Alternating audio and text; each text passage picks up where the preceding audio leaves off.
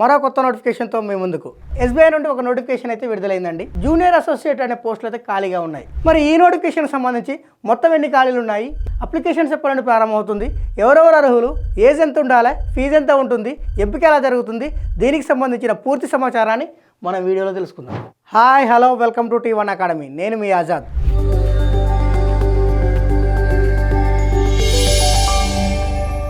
SBI state bank of India మనకి ఏదైనా ఒక సంస్థ నుండి ఒక నోటిఫికేషన్ వచ్చినప్పుడు ఆ నోటిఫికేషన్కి అప్లికేషన్ చేసుకోవడానికంటే ముందు అసలు ఆ నోటిఫికేషన్ ఏ సంస్థ నుండి వచ్చింది, ఆ సంస్థ యొక్క పూర్వపరాలను తెలుసుకున్న తర్వాతనే మీరైతే ఆ నోటిఫికేషన్కి అప్లికేషన్ చేసుకోవాలి. ఇప్పుడు ఈ నోటిఫికేషన్ ఏ సంస్థ నుండి వచ్చింది, ఏ సంస్థ నుండి వచ్చిందంటే ఎస్బీఐ నుండి వచ్చింది. మరి ఈ ఎస్బీఐని ఎవరు ఏర్పాటు చేశారు, ఎప్పుడు ఏర్పాటు చేశారు, అసలు ఎందుకు ఏర్పాటు చేశారో తెలుసుకుందాం. SBI state bank of India. SBI యొక్క మూలాలు మన భారతదేశంలో ఎప్పుడు పడ్డాయంటే 1806 సంవత్సరంలో పడ్డాయి. 1806 సంవత్సరంలో బ్యాంక్ ఆఫ్ కలకత్తాను స్థాపించారు. అటు తర్వాత 1840లో బ్యాంక్ ఆఫ్ బాంబేని స్థాపించారు. అటు తర్వాత 1846లో బ్యాంక్ ఆఫ్ మద్రాసుని స్థాపించారు. మరి ఈ మూడు బ్యాంకులు మన భారతదేశంలో ఎందుకు స్థాపించారంటే మన భారతదేశంలో బ్రిటిష్ ఈస్ట్ ఇండియా కంపెనీ వచ్చింది. మన భారతదేశంలో ఉన్నటువంటి బ్రిటిష్ ఈస్ట్ ఇండియా కంపెనీ ఏదైతే ఉందో దాని యొక్క వ్యాపార అవసరాల కోసము మరియు బ్రిటిష్ ప్రభుత్వం యొక్క ఖజానాను భద్రపరచడం కోసము మన భారతదేశంలో ఈ మూడు బ్యాంకులు అయితే ఏర్పాటు చేయడం జరిగింది. ఈ మూడు బ్యాంకులను కలిపి ప్రెసిడెన్సీ బ్యాంకులు అంటారు. మరి ఈ మూడు బ్యాంకులు ఏవైతే ఉన్నాయో ఈ మూడు బ్యాంకులకు కూడా కరెన్సీని ముద్రించే అధికారం అయితే ఉన్నది. ఎప్పటి వరకు ఉందంటే 1861 వరకు కూడా ఈ మూడు బ్యాంకులకు మన భారతదేశంలో కరెన్సీని ముద్రించే అధికారం అయితే కల్పించారు. ఎవరు? బ్రిటిష్ ప్రభుత్వం వారు. మరి అటు తర్వాత ఏం జరిగిందంటే మొదటి ప్రపంచ యుద్ధం జరిగింది. మొదటి ప్రపంచ యుద్ధం ఎప్పుడొచ్చిందంటే 1914 నుంచి 1918 వరకు మొదటి ప్రపంచ యుద్ధం జరిగింది. మొదటి ప్రపంచ యుద్ధం తర్వాత మన భారతదేశంలో బ్యాంకింగ్ సేవలను మరింత బలోపేతం చేయాలని చెప్పేసి బ్రిటిష్ ప్రభుత్వం వారైతే భావించారు. అలా భావించి ఏం చేశారంటే ఈ మూడు ప్రెసిడెన్సీ బ్యాంకులు ఏవైతే ఉన్నాయో ఈ మూడు ప్రెసిడెన్సీ బ్యాంకులు కలిపి ఒకే ఒక బ్యాంకుగా ఏర్పాటైతే చేశారు. ఎప్పుడు అంటే 1921 సంవత్సరంలో ఏర్పాటు చేశారు. ఏ పేరుతోటి ఏర్పాటు చేశారంటే ఇంపీరియల్ బ్యాంక్ ఆఫ్ ఇండియా. అంటే భారతదేశంలో మొదటగా ఏర్పాటు చేసిన ఈ మూడు ప్రెసిడెన్సీ బ్యాంకులు ఏవైతే ఉన్నాయో ఆ మూడింటిని కలిసి ఒకే ఒక బ్యాంకుగా అయితే ఏర్పాటు చేశారు. ఏ బ్యాంకుగా? Imperial bank of India. ఎప్పుడు? 1921 సంవత్సరంలో. మరి అటు తర్వాత ఏం జరిగిందంటే ఈ ఇంపీరియల్ బ్యాంక్ ఆఫ్ ఇండియా ఏదైతే ఉందో ఇది మన భారతదేశానికి కేంద్ర బ్యాంకుగా పనిచేసింది. ఎప్పటి వరకు అంటే 1935 వరకు పనిచేసింది. మరి 1935లో ఏం జరిగిందంటే 1935లో మన భారతదేశంలో ఆర్బీఐ ఏర్పడింది. అంటే 1935 ఏప్రిల్ 1 నాటికి మన భారతదేశానికి కేంద్ర బ్యాంకుగా పనిచేసిన బ్యాంక్ ఏంటంటే ఇంపీరియల్ బ్యాంక్ ఆఫ్ ఇండియానే. మరి అటు తర్వాత ఏం జరిగిందంటే మన భారతదేశానికి స్వతంత్రం వచ్చింది. మన భారతదేశానికి స్వతంత్రం ఎప్పుడు వచ్చింది? 1947లో వచ్చింది. 1947లో మన భారతదేశానికి స్వతంత్రం వచ్చిన తర్వాత గ్రామీణ ప్రాంతాలు ఏవైతే ఉన్నాయో గ్రామీణ ప్రాంతాలలో పరిస్థితులన్నీ చాలా దారుణంగా ఉన్నాయి.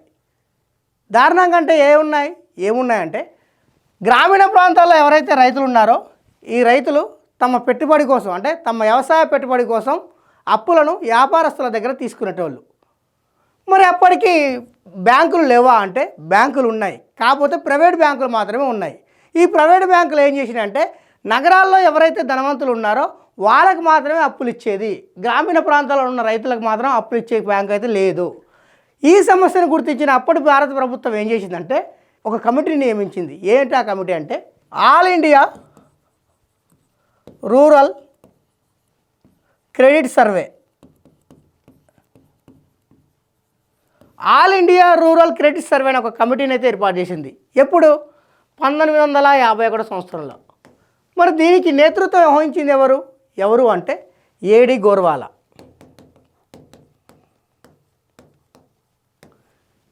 మరి ఏడి గోర్వాలా గారి నివేదికలో ఏం చెప్పారంటే నిజానికి కూడా భారతదేశంలోని గ్రామీణ ప్రాంతాలు ఏవైతే ఉన్నాయో ఆ గ్రామీణ ప్రాంతాల్లో బ్యాంకింగ్ వ్యవస్థలు అందుబాటులో లేవు. అంతేకాకుండా ఈ ఇంపీరియల్ బ్యాంక్ ఆఫ్ ఇండియా ఏదైతే ఉందో ఇది అతిపెద్ద సంస్థ, ఇది ప్రైవేట్ వాళ్ళ ఆధీనంలో ఉంది. ఇప్పుడు ఏం చేయాలంటే ఈ ప్రైవేట్ ఆధీనంలో ఉన్న ఇంపీరియల్ బ్యాంక్ ఆఫ్ ఇండియా ఏదైతే ఉందో దీనిని ప్రభుత్వ పరం చేయండి, అప్పుడే గ్రామీణ ప్రాంతాలలో బ్యాంకింగ్ సేవలు అందుబాటులోకి వచ్చాయని చెప్పేసి ఈ ఏడీ గోర్వాల కమిటీ సిఫారసు చేసింది. ఏడీ గోర్వాల కమిటీ సిఫారసు ఆధారంగా 1955లో ఎస్బీఐ యాక్ట్ను రూపొందించారు. ఎప్పుడు? 1955. 1955లో రూపొందించిన ఎస్బీఐ యాక్ట్ ఏదైతే ఉందో దాని ప్రకారం 1955 జూలై 1వ తారీఖు నుండి ఈ ఇంపీరియల్ బ్యాంక్ ఆఫ్ ఇండియాని ఎస్బీఐ అయితే మార్చడం జరిగింది. నోటిఫికేషన్ విషయానికి వచ్చేసరికి ఏ పోస్టులు ఖాళీగా ఉన్నాయి? ఏ పోస్టులు ఖాళీగా ఉన్నాయంటే జూనియర్ అసోసియేట్ అనే పోస్టులు అయితే ఖాళీగా ఉన్నాయి. మరి మొత్తం ఎన్ని ఖాళీలు ఉన్నాయి? ఎన్ని ఖాళీలు ఉన్నాయంటే 9124 ఖాళీలు అయితే ఉన్నాయి. ఈ 9124 ఖాళీలలో రెగ్యులర్ పోస్టులు ఉన్నాయి, బ్యాక్లాగ్ పోస్టులు ఉన్నాయి. మరి రెగ్యులర్ పోస్టులు ఎన్ని ఉన్నాయంటే 7680 రెగ్యులర్ పోస్టులు ఉన్నాయి. బ్యాక్లాగ్ పోస్టులు వచ్చేసి 1444 పోస్టులు అయితే ఖాళీగా ఉన్నాయి. అంటే 1444 పోస్టులు అయితే ఖాళీగా ఉన్నాయి. మరి ఈ 9124 పోస్టులకు సంబంధించి అప్లికేషన్స్ ఎప్పటి నుండి ప్రారంభమవుతున్నాయి? ఎప్పటి నుండి ప్రారంభమవుతున్నాయంటే ఆగస్టు 11, 2026 నుండి ప్రారంభమై ఆగస్టు 31, 2026 నాడైతే క్లోజ్ అవుతుంది. మొత్తం ఖాళీలు వచ్చేసి 9124 ఖాళీలు అని చెప్పుకున్నాము. మరి ఏ సర్కిల్లో ఎన్ని ఖాళీగా ఉన్నాయి? ఎన్ని ఖాళీగా ఉన్నాయంటే గాంధీనగర్ సర్కిల్కి వచ్చేసరికి రెగ్యులర్ పోస్టులు వచ్చేసి 330 ఖాళీలు అయితే ఉన్నాయి. అదే బ్యాక్లాగ్ వచ్చేసరికి 305 ఖాళీలు అయితే ఉన్నాయి.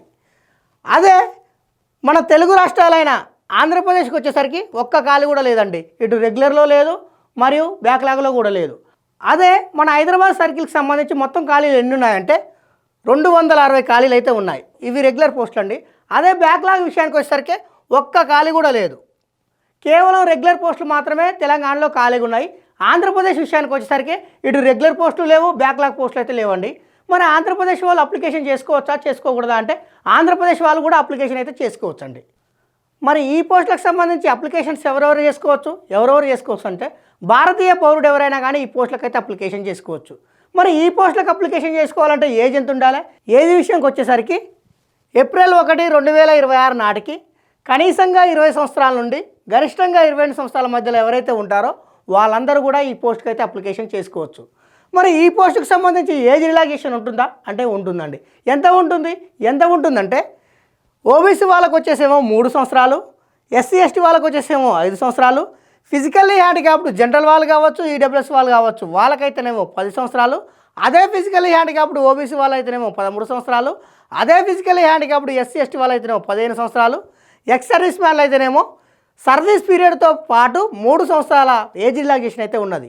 అంతేకాకుండా ఎవరైతే ఇతంతువులు కానీ పెళ్ళై విడాకులు తీసుకున్న ఉమెన్స్ ఎవరైతే ఉంటారో వాళ్ళకు వచ్చేసి 7 సంవత్సరాల వరకు అయితే ఏజ్ రిలాక్సేషన్ అయితే కల్పించారు. దానితో పాటు ఎస్బీఐలో ఎవరైతే అప్రెంటిస్ చేశారో వాళ్ళకు కూడా ఏజ్ రిలాక్సేషన్ అయితే ఇచ్చారండి. ఎంత ఇచ్చారంటే జనరల్ వాళ్ళకు ఈడబ్ల్యూఎస్ వాళ్ళకైతేనేమో 1 సంవత్సరం ఇచ్చారు, ఓబీసీ వాళ్ళకైతేనేమో 4 సంవత్సరాలు ఇచ్చారు, ఎస్సీ ఎస్టీ వాళ్ళకైతేనేమో 6 సంవత్సరాలు ఇచ్చారు, ఫిజికల్లీ హ్యాండిక్యాప్డ్ జనరల్ వాళ్ళు ఈడబ్ల్యూఎస్ వాళ్ళైతేనేమో 11 సంవత్సరాలు ఇచ్చారు, అదే ఫిజికల్లీ హ్యాండిక్యాప్డ్ ఓబీసీ వాళ్ళైతేనేమో 14 సంవత్సరాలు ఇచ్చారు, అదే ఫిజికల్లీ హ్యాండిక్యాప్డ్ ఎస్సీ ఎస్టీ వాళ్ళైతేనేమో 16 సంవత్సరాల ఏజ్ రిలాక్సేషన్ అయితే ఇచ్చారు. దేనికి? ఇది ఎస్బీఐ అప్రెంటిస్ ఎవరైతే చేశారో వాళ్ళకు మాత్రమే. మరి ఈ పోస్ట్కి అప్లికేషన్ చేసుకోవాలంటే ఎడ్యుకేషనల్ క్వాలిఫికేషన్ ఏంటి?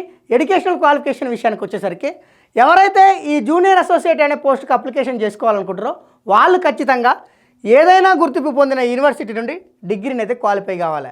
కేవలం డిగ్రీ క్వాలిఫై అయితే సరిపోతుందా? పర్సంటేజ్ అవసరం లేదా అంటే పర్సంటేజ్ అవసరం లేదండి. కేవలం డిగ్రీ క్వాలిఫై అయితే సరిపోతుంది. మరి ఫైనల్ ఇయర్ చదివేట వాళ్ళు ఈ పోస్ట్కి అప్లికేషన్ చేసుకోవచ్చా అంటే ఖచ్చితంగా చేసుకోవచ్చు. కాకపోతే ఇక్కడ ఒక నిబంధన మాత్రం వర్తించాలి. ఏంటి ఆ నిబంధన అంటే డిసెంబర్ 31, 2026 నాటుకు వాళ్ళు ఖచ్చితంగా పాస్ అయినట్టుగా సర్టిఫికేట్ అయితే ఉండాలి. ఇప్పుడు ఫైనల్ ఇయర్ చదివేటోళ్ళు ఎవరైతే ఉన్నారో వాళ్ళ రిజల్ట్ అనేది డిసెంబర్ 31, 2026 నాటికి వచ్చే విధంగా ఉంటే వాళ్ళు ఖచ్చితంగా ఈ జూనియర్ అసోసియేట్ అనే పోస్టులకు అయితే అప్లికేషన్ చేసుకోవచ్చు. మరి ఈ పోస్టులకు సంబంధించి సెలక్షన్ ఎలా ఉంటుంది? సెలక్షన్ విషయానికి వచ్చేసరికి ఈ పోస్టులకు సంబంధించి సెలక్షన్ అనేది 3 దశల్లో ఉంటుందండి. మొదటి దశలో వచ్చేసి ప్రిలిమ్స్ ఎగ్జామ్ ఉంటుంది, రెండో దశలో వచ్చేసి మెయిన్స్ ఎగ్జామ్ ఉంటుంది, మూడో దశలో వచ్చేసి స్థానిక భాషా పరీక్ష ఉంటుంది. ప్రిలిమ్స్ ఎవరైతే మెరిట్ సాధిస్తారో వాళ్ళని మాత్రమే మెయిన్స్కి అయితే ఎంపిక చేయడం జరుగుతుంది. మెయిన్స్లో వచ్చిన మార్కుల ఆధారంగా మాత్రమే మిమ్మల్ని అయితే ఈ పోస్ట్కి అయితే ఎంపిక చేయడం జరుగుతుంది. మరి ఈ పోస్టులకు సంబంధించి ఎంపిక అనేది 3 దశల్లో అని చెప్పుకున్నాము. మొదటి దశలో వచ్చేసి ప్రిలిమినరీ ఎగ్జామినేషన్స్ అని చెప్పుకున్నాము. మరి ప్రిలిమినరీ ఎగ్జామినేషన్ సంబంధించి ఈ ఎగ్జామినేషన్ ప్యాటర్న్ ఎలా ఉంటుంది? ఎగ్జామినేషన్ ప్యాటర్న్ విషయానికి వచ్చేసరికి మొత్తం వచ్చేసి 100 క్వశ్చన్స్ ఉంటాయి, 100 మార్కులు ఉంటుంది. దీనికి సంబంధించి కేటాయించిన సమయం ఎంత అంటే 1 గంట మాత్రమే. మరి ఈ 100 మార్కులకు సంబంధించి సిలబస్ ఏంటి? సిలబస్ విషయానికి వచ్చేసరికి English language, numerical ability, reasoning ability. English language సంబంధించి 30 క్వశ్చన్స్ ఉంటాయి, 30 మార్కులు ఉంటుంది. న్యూమరికల్ ఎబిలిటీకి సంబంధించి 35 క్వశ్చన్స్ ఉంటాయి, 35 మార్కులు ఉంటుంది. రీజనింగ్ ఎబిలిటీకి సంబంధించి 35 క్వశ్చన్స్ ఉంటాయి, 35 మార్కులు ఉంటుంది. మొత్తం వచ్చేసి 100 క్వశ్చన్స్, 100 మార్కులు. దీనికి సంబంధించి కేటాయించిన సమయం 1 గంట. మరి ఈ ప్రిలిమ్కి సంబంధించి నెగిటివ్ మార్కింగ్ ఉందా అంటే ఉందండి. ఎంత ఉందంటే 1/4 నెగిటివ్ అయితే ఉన్నది. 1/4 అంటే 4 క్వశ్చన్లు తప్పైతే మీరైతే 1 మార్కుని అయితే కోల్పోతారు. మరి ఇది సెక్షనల్ కటాపా, ఓవరాల్ కటాపా అంటే ఇది సెక్షనల్ కటాప్ అయితే కాదండి, ఓవరాల్ కటాప్. ఓవరాల్ కటాప్ అంటే మీకు మొత్తం వాటిలో అంటే 100 మార్కులు ఉంటే 100 మార్కులు ఎవరికైతే ఎక్కువ మార్కులు వస్తాయో వాళ్ళు మాత్రమే మెయిన్స్కి అయితే ఎంపిక చేస్తారు. ఒకవేళ మీకు ఇంగ్లీష్ లాంగ్వేజ్లో 10 మార్కులే వచ్చినాయి అనుకుందాం, న్యూమరికల్ ఎబిలిటీలో 30 వచ్చినాయి, రీజనింగ్ ఎబిలిటీలో 30 వచ్చినాయి, మొత్తం ఎంత 70 మార్కులు. యాక్చువల్గా బ్యాంక్ ఎగ్జామ్లో ఎలా ఉంటుందంటే సెక్షనల్ కటాప్ అయితే ఉంటుంది. రీసెంట్గా ఐబీపీఎస్ వాళ్ళు ఎగ్జామ్ కండక్ట్ చేస్తారు. ఈ ఎగ్జామ్లో వాళ్ళు సెక్షనల్ కటాప్ చేశారు. సెక్షనల్ కటాప్ అంటే ఇంగ్లీష్ లాంగ్వేజ్లో వాళ్ళు ఎంతైతే సెక్షనల్ కటాప్గా నిర్ణయిస్తారో అవి ఖచ్చితంగా వచ్చి ఉండాలి. ఓవరాల్గా నువ్వు మెరిట్ ఉన్నప్పటికీ నువ్వు సెక్షనల్ కటాప్ కాకపోతే మిమ్మల్ని అయితే ఎంపిక చేయరు. కానీ ఈ ఎస్బీఐలో అలా లేదండి, ఓవరాల్గా మీకు వచ్చిన మార్కుల ఆధారంగా మాత్రమే మిమ్మల్ని అయితే ఎంపిక చేయడం జరుగుతుంది. ఈ పోస్టులకు సంబంధించి సెలక్షన్ అనేది 3 దశలు అని చెప్పుకున్నాం. మొదటి దశ వచ్చేసి ప్రిలిమ్స్ ఎగ్జామ్ అని చెప్పుకున్నాం. ప్రిలిమ్స్లో ఎవరైతే మెరిట్ సాధిస్తారో వాళ్ళనైతే మెయిన్స్కి అయితే ఎంపిక చేయడం జరుగుతుంది. మరి మెయిన్స్కి సంబంధించి ఎగ్జామినేషన్ ప్యాటర్న్ ఎలా ఉంది? మెయిన్స్కి సంబంధించి ఎగ్జామినేషన్ ప్యాటర్న్ విషయానికి వచ్చేసరికి మొత్తం వచ్చేసి 190 క్వశ్చన్స్ ఉంటాయి, 200 మార్కులు అయితే ఉంటుంది. ఈ 200 మార్కులకు కేటాయించిన సమయం ఎంతంటే 2 గంటల 40 నిమిషాలు. మరి ఈ మెయిన్స్కి సంబంధించి సిలబస్ ఏంటి? సిలబస్ విషయానికి వచ్చేసరికి జనరల్ లేదా financial awareness, general English, quantitative aptitude, reasoning ability and computer aptitude. మరి జనరల్ లేదా ఫైనాన్షియల్ అవేర్నెస్ సంబంధించి మొత్తం క్వశ్చన్స్ వచ్చేసి 50 క్వశ్చన్స్, మొత్తం మార్క్స్ వచ్చేసి 50 మార్కులు. జనరల్ ఇంగ్లీష్ సంబంధించి 40 క్వశ్చన్స్, 40 మార్కులు. క్వాంటిటేటివ్ ఆప్టిట్యూడ్కి సంబంధించి 50 క్వశ్చన్స్, 50 మార్కులు. రీజనింగ్ ఎబిలిటీ అండ్ కంప్యూటర్ ఆప్టిట్యూడ్కి సంబంధించి 50 క్వశ్చన్స్, 60 మార్కులు. మొత్తం వచ్చేసి 190 క్వశ్చన్స్, 200 మార్కులు. దీనికి కేటాయించిన సమయం 2 గంటల 40 నిమిషాలు అయితే కేటాయించడం జరిగింది. మరి ఈ మెయిన్స్కి సంబంధించి నెగిటివ్ మార్కింగ్ ఉందా అంటే నెగిటివ్ మార్కింగ్ కూడా ఉందండి. ఎంత ఉందంటే 1/4 నెగిటివ్ అయితే ఉంది. అంటే 4 క్వశ్చన్లు తప్పైతే మీరైతే 1 మార్కుని అయితే కోల్పోతారు. ఇక్కడ ఇంకో అడ్వాంటేజ్ కూడా ఉందండి. ఏంటంటే ఎవరైతే ఎస్బీఐలో అప్రెంటిస్ చేస్తారో వాళ్ళకు 5 మార్కులు అయితే ఎక్స్ట్రా కలుస్తున్నాయి. అంటే ఈ అప్రెంటిస్ చేయడం వల్ల కలిగే ఉపయోగం ఏంటంటే ఇదనమాట. అంటే ఎవరైతే ఎస్బీఐలో అప్రెంటిస్ చేసి ఉంటారో వాళ్ళకు మెయిన్స్లో 5 మార్క్స్ కలుస్తున్నాయి. ఈ పోస్టులకు సంబంధించి ఎంపిక అనేది 3 దశలు అని చెప్పుకున్నాం. మొదటి దశలో ప్రిలిమ్స్ ఉందని చెప్పుకున్నాం, రెండో దశలో వచ్చేసి మెయిన్స్ అని చెప్పుకున్నాం. మూడో దశ ఏంటంటే స్థానిక భాష పరీక్ష, లోకల్ లాంగ్వేజ్ ప్రొఫిషియన్సీ టెస్ట్. మరి ఈ లోకల్ లాంగ్వేజ్ ప్రొఫిషియన్సీ టెస్ట్ని ఎవరు రాయాలంటే 10వ తరగతిలోను మరియు ఇంటర్మీడియట్లోను ఎవరికైతే తెలుగు అనేది ఒక సబ్జెక్టుగా లేకుండా ఉంటుందో వాళ్ళు మాత్రమే ఈ స్థానిక భాషా పరీక్షను అయితే రాయాల్సి ఉంటుంది. ఒకవేళ ఒక అభ్యర్థికి 10వ తరగతిలో తెలుగు అనేది ఒక సబ్జెక్టుగా ఉంది, ఈయన ఈ టెస్ట్ రాయాలనా అంటే అవసరం లేదండి. మరి ఎవరు రాయాలంటే ఇటు 10వ తరగతిలో కానీ ఇటు ఇంటర్మీడియట్లో కానీ ఎవరికైతే తెలుగు అనేది ఒక సబ్జెక్టుగా లేకుండా ఉంటారో వాళ్ళు ఖచ్చితంగా ఈ స్థానిక భాషా పరీక్షను అయితే రాయాల్సి ఉంటుంది. ఒకవేళ వాళ్ళు మెయిన్స్లో మెరిట్ సాధించారు, ఈ స్థానిక భాష పరీక్షలో ఫెయిల్ అయ్యారు, ఈయనకు ఉద్యోగం ఇవ్వరా అంటే ఖచ్చితంగా ఇవ్వరండి. ఖచ్చితంగా స్థానిక భాష పరీక్ష మాత్రం ఖచ్చితంగా క్వాలిఫై కావాలి. ఇది మెరిట్ కాదు కానీ ఖచ్చితంగా అయితే క్వాలిఫై కావాలి. ఒకవేళ మీరు ఇందులో క్వాలిఫై కాకుంటే మిమ్మల్ని అయితే ఈ పోస్టుకి అయితే ఎంపిక చేయడం జరగదు. మరి ఈ పోస్టులకు సంబంధించి ఎగ్జామ్ ప్రిలిమ్స్లో ఉంటుంది, మెయిన్స్లో ఉంటుంది. మరి ప్రిలిమ్స్ మరి మెయిన్స్కి సంబంధించి ఎగ్జామినేషన్ ప్యాటర్న్ ఎలా ఉందో తెలుసుకున్నాం. మరి పేపర్ ఏ లాంగ్వేజ్లో ఉంటుందంటే అరుణాచల్ ప్రదేశ్ విషయానికి వచ్చేసరికి ఏమో ఇంగ్లీష్, హిందీలో ఉంటుంది. మన ఉమ్మడి తెలుగు రాష్ట్రాలు ఏవైతే ఉన్నాయో అందులో కూడా తెలంగాణ విషయానికి వచ్చేసరికి ఇటు ఇంగ్లీష్లోను, హిందీలోను, తెలుగులోను, ఉర్దూలోను. అంటే ఈ 4 లాంగ్వేజ్లో మీరు ఏ లాంగ్వేజ్ అయితే చూస్ చేసుకుంటారో ఆ లాంగ్వేజ్లోనే పేపర్ అయితే ఉంటుందండి. మరి ఈ పోస్ట్కి ఎంపిక అయితే జీతం ఎంత ఉంటుంది? జీతం విషయానికి వచ్చేసరికి ఎవరైతే ఈ పోస్టులకు ఎంపిక అవుతారో వాళ్ళకు వచ్చేసి జీతం 26,730 రూపాయలు అయితే ఉంటుంది. అంటే ఇది బేసిక్ మాత్రమే అండి. మొత్తం వచ్చేసి ఓవరాల్గా 46,000 చిల్లర అయితే మీకు జీతం అయితే వస్తుంది. మరి ఈ పోస్టులకు సంబంధించి ఎంపిక అనేది 3 దశలు అని చెప్పుకున్నాము. అందులో మొదటి దశలో వచ్చేసి ప్రిలిమ్స్ అని చెప్పుకున్నాము, రెండో దశలో వచ్చేసి మెయిన్స్ అని చెప్పుకున్నాము. మరి ఈ ప్రిలిమ్స్కి సంబంధించి మెయిన్స్కి సంబంధించి ఎగ్జామినేషన్ సెంటర్స్ ఎక్కడెక్కడ ఇచ్చాడంటే అదే మన ఉమ్మడి రాష్ట్రాల విషయానికి వచ్చేసరికి, అందులోనూ ఆంధ్రప్రదేశ్ విషయానికి వచ్చేసరికి ఎగ్జామినేషన్ సెంటర్స్ ఎక్కడెక్కడ ఇచ్చాడంటే అనంతపూర్, గుంటూరు లేదా విజయవాడ, కడప, కాకినాడ, కర్నూలు, నెల్లూరు, రాజమండ్రి, తిరుపతి, విశాఖపట్నం, విజయనగరం, చీరాల వీటినైతే ఎగ్జామినేషన్ సెంటర్గా ఇవ్వడం అయితే జరిగింది. మరి ఆంధ్రప్రదేశ్లో పోస్టులు లేవుగా సార్, ఎగ్జామినేషన్ సెంటర్స్ ఎలా ఇచ్చాడు? పోస్టు లేకున్నా కానీ మీరు తెలంగాణ నుండి అయితే అప్లికేషన్ చేసుకోవచ్చు. అంటే హైదరాబాద్ సర్కిల్ నుండి అయితే మీరు అప్లికేషన్ చేసుకోవచ్చు. కాకపోతే మీరు ఎగ్జామినేషన్ సెంటర్ని అయితే ఇందులో ఏదైనా పెట్టుకోవచ్చు. అదే మన తెలంగాణ విషయానికి వచ్చేసరికి ఎగ్జామినేషన్ సెంటర్స్ ఎక్కడెక్కడ ఇచ్చాడంటే హైదరాబాద్, కరీంనగర్, ఖమ్మం, వరంగల్ ఈ 4టిని అయితే ఎగ్జామినేషన్ సెంటర్గా ఇవ్వడం అయితే జరిగింది. ఇలాంటి ముఖ్యమైన అప్డేట్స్ కోసం సబ్స్క్రైబ్ చేసుకోండి T1 అకాడమీ.